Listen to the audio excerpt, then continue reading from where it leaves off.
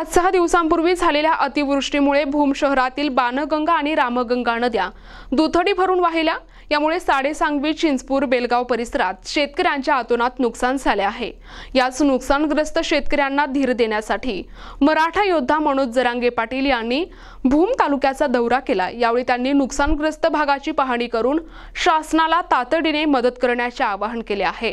यावेळी एका शेतकरी महिलेने मनोज जरांगे यांच्या समोर नुकसानीमुळे टाहो फोडला। तिच्या झालेल्या नुकसानीचे दुःख सहन न झाल्यामुळे जागेवरच चक्कर येऊन बसली। मनोज जरांगे पाटील यांनी तिला पाणी देऊन धीर दिला। पत्रकारांशी बोलताना जरांगे पाटील म्हणाले, या नुकसानीला शब्द नाहीत। माझ्या शेतकरी राजाच्या आतोनात नुकसान झाले आहे। मी माझ्या सर्व शेतकरी बांधवांना आवाहन करतो की धीर धरा, संयम ठेवा, सर्व काही पुन्हा व्यवस्थित होईल।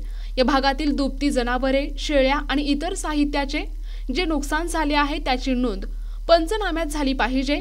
पंचनामे करताना कोणी कुचराई करत असेल तर तात्काळ संपर्क साधा। आम्ही शासनाला या संदर्भात धारेवर धरू। यापुढे ते म्हणाले, माझी शासनाला विनंती आहे की यामध्ये दुजाभाव न करता, जातपात न पाहता प्रत्येक शेतकरी बांधवाला 100% नुकसानीची भरपाई तात्काळ मिळावी। ज्या शेतजमिनींचे नुकसान झाले आहे त्याची पाहणी करावी आणि महाराष्ट्रात सर्व ठिकाणी ओला दुष्काळ जाहीर करावा, अन्यथा आम्ही पुढील दिशा ठरवू। सरकारने याची जबाबदारी घ्यावी। या प्रश्नावर राजकारण न करता शेतकऱ्यांना सहकार्य करावे। शेतीचं प्रचंड नुकसान आहे, घरागदी उघड्यावर पडलेत। सरकारकडे काय मागणी कराल?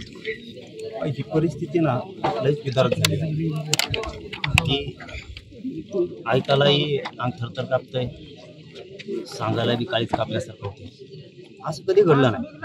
मराठवाड्याच्या आसपासच्या जिल्ह्यात असं कधी घडलं नाही। शेतकऱ्यांचं सगळं गेलं हे सरकारनं विशेष करून फडणवीस साहेबांनी समजून घेणं खूप गरजेचं आहे। बघा, त्याचं घरातलं धान्य गेलं, त्याच्या घरातले सगळे कपडे गेले, त्याने आणलेलं खत गेलं, जनावरांसाठी आणलेलं खाद्य ते पण गेलं, त्यांच्याकडं कडब्याच्या, ज्वारीच्या काही भुसं होते, भूस, हे सगळं वाहून गेलं। जमिनी 2-2 फुटापेक्षा जास्त सगळ्या खांबाळून गेल्या।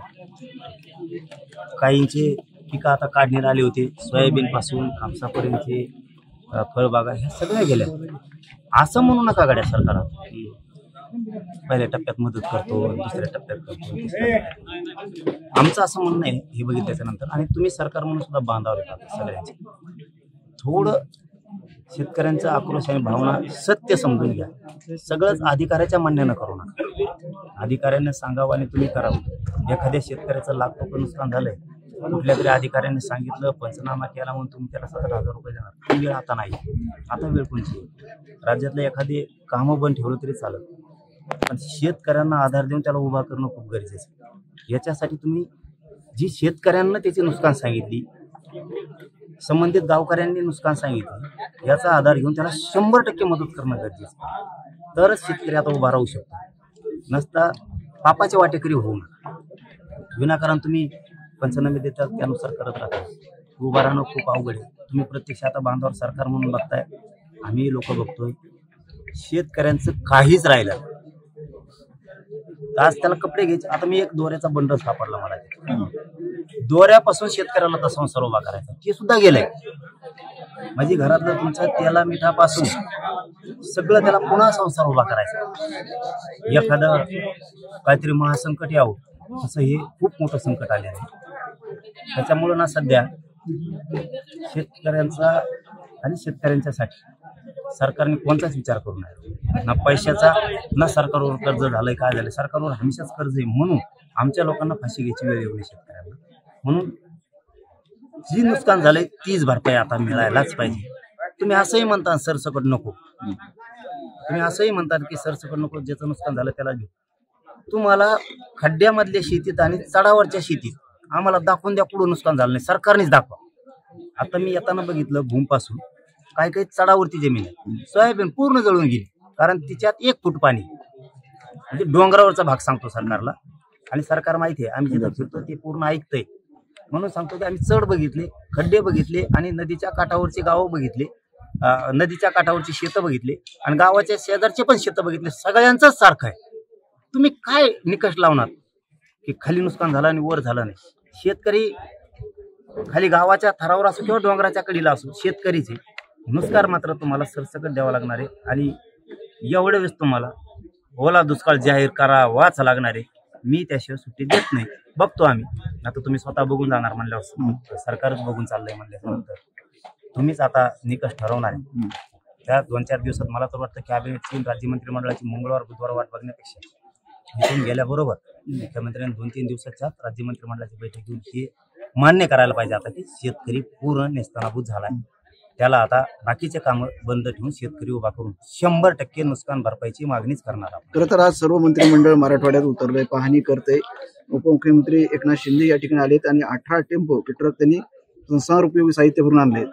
तर दुसरीकडे संजय राऊत यांनी टीका केली की एकनाथ शिंदे राजकारण जाऊन तिकडे जाऊन टीका करीन तिथे टीका मारा आमचे लोक ह्या म्हणा शेतकऱ्याला भाषा. हे बघा असं मला म्हणजे टिंगल टावळी नाही करायची. एकनाथ शिंदे साहेबांनी काय 8-10 टेम्पो दिलेत का 18-20 दिलेत ते कौतुकास्पद. पण त्यांनी काय होणार नाही हो. तुम्ही आम्ही जनरल मदत करून सुद्धा काय होणार नाही शेतकऱ्याला. सामान्य लोकांनी जरी मदत केली तरी उभा राहू शकत नाही शेतकरी, कारण शेतकरी एक नाही घराघरात ह्या. त्याच्यामुळं एकनाथ शिंदे साहेबांनी अजितदादा आणि फडणवीस साहेब हे सगळेच ग्राउंडवर सध्या. तुम्ही एक काम करा ना, तुम्हीच बघितलं म्हणल्याच्या नंतर सगळे स्टॉप करा आता बाकी. आणि जो शेतकरी राज्याला समृद्ध करतो मोठा करतो त्या शेतकऱ्याला उचलायचं बघा आता, बाकीची कामं बंद करा. कारण ह्या कुणी टेम्पो पाठवी, कुणी मदत पाठवी, कुणी असं पाठवेल तसं पाठवेल, त्यांनी काय होणार. तुम्हाला सरकारलाच आता याच्यावरती तातडीची 2-4 दिवसात विशेष तुम्ही कॅबिनेट बोलवा आणि त्याच्यात ही निर्णय घेऊन टाका. शेतकऱ्याला आम्ही 100% जे नुकसान झालंय तीच भरपाई देणार आहे. तरच आम्ही थांबतो. नसता नाविलाज होऊ शकतो. आम्हाला सगळ्यांना जाम करावं लागतं राज्य. त्याला नाविलाज आता जर शेतकरी बापच मारायला लागला तर तुमचा मुलाहिजा करून चालणार नाही. आणि आपल्याही सगळ्या पोरांना टीमला सांगतो, आपले गावागावात सेवक आहेत त्यांनाही सांगतो, बाबा महाराष्ट्रभर तुम्ही सेवक म्हणून काम करता किंवा मराठा सेवक म्हणून काम करता, सगळ्यांनी शेतकऱ्याच्या मदतीला जासाठी बाकीचे कामं थोडे थांबव. कुणी पुरात गुतलंय तिकडे काढायला जा, कुणाला तेल मीठ लागतंय कपडे लागतात आत्ता ते द्यायचा प्रयत्न करा. कारणचा वेगळे विषय समोर आहे. कारण शेतकऱ्यासमोर आणि मराठवाड्यात आणि मराठवाड्याच्या आसपासच्या जिल्ह्यात संकट उभा राहील.